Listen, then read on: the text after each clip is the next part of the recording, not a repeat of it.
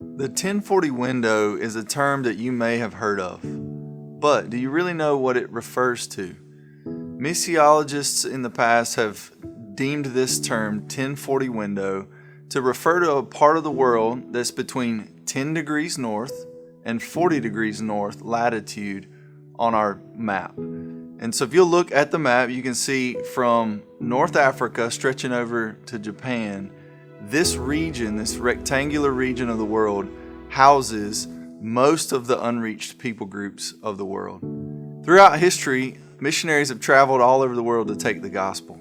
However, the 1040 window, researchers guess that about 5 to 10% of missionaries are actually working in this really unreached, unengaged place. Why is that? Well, it's a hard place to get to. Some of these countries are very closed religiously, are hard to live in for a foreigner. Whether it's infrastructure reasons or political reasons, it's just hard to access these places. But they house almost 70% of the unreached population of the world. That is over 3 billion people that need to hear the gospel, and 5 to 10% of our missionaries that are going to these hard places. And what about the resources financially that we send to attack lostness in these areas? Well, according to a lot of researchers, about 1% of all missions dollars that are given actually go towards mission work in this region.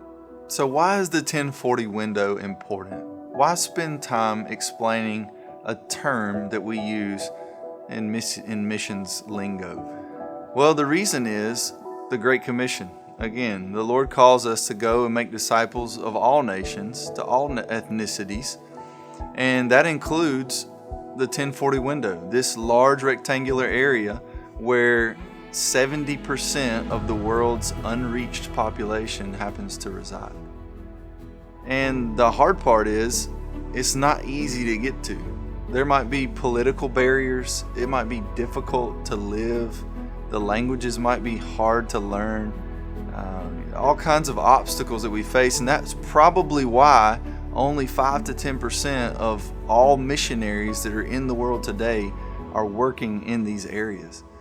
But we've got to be about getting the gospel to these peoples who live in the 1040 window.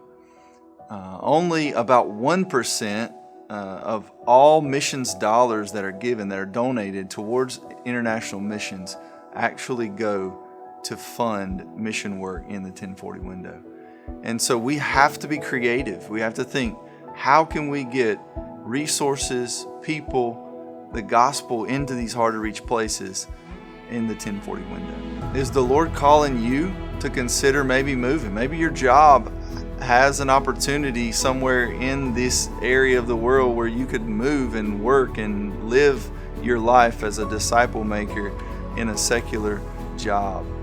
Maybe the Lord's calling you to consider full-time missions and go to this unreached place, this hard to reach area in the world.